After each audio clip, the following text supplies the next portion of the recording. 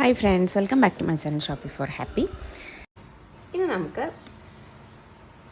Love പ്ലാനറ്റിൻ്റെ shampoo conditioner പരിചയപ്പെടാം. ഇത് വന്നിട്ട് ഞാൻ ആക്ച്വലി ഇത് ആമസോണിൽ നിന്നാണ് മേടിച്ചത്. ഞാൻ അന്ന് നമ്മുടെ നൈക്ക ഹാളിൽ കാണിച്ചിട്ടുണ്ടോ എന്ന് എനിക്ക് ഓർമ്മയില്ല. ഞാൻ എന്തായാലും ഇത് ആമസോണിൽ നിന്നാണ് മേടിച്ചത്. ഇത് വന്നിട്ട് onion black seed and patchouli hair fall control ആയിട്ടുള്ള ഷാംപൂ കണ്ടീഷണറാണ്.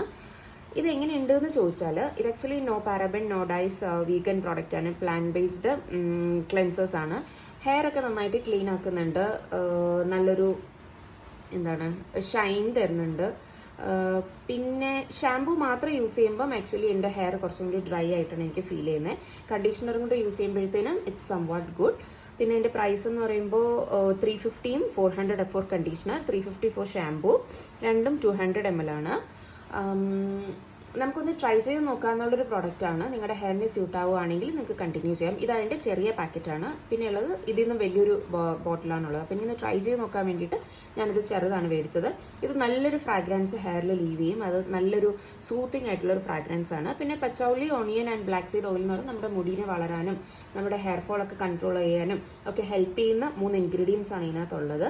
ട്രൈ ചെയ്ത് നോക്കാൻ താല്പര്യമുള്ളവർക്ക് ട്രൈ ചെയ്ത് നോക്കാം. ഇതിനകത്തൊരു ഡീമെറിറ്റ് ആയിട്ട് എനിക്കൊന്നും ഫീൽ ചെയ്തില്ല, എക്സെപ്റ്റ് ദാറ്റ് ഷാംപൂ മാത്രം യൂസ് ചെയ്യുമ്പോഴത്തേനും യൂഷ്വലി എൻ്റെ ഹെയർ ഷാംപൂ മാത്രം യൂസ് ചെയ്യുന്നതിനേക്കാളും ഇച്ചിരി കൂടി ഒന്ന് ഡ്രൈ ആവുന്ന പോലെ തോന്നി.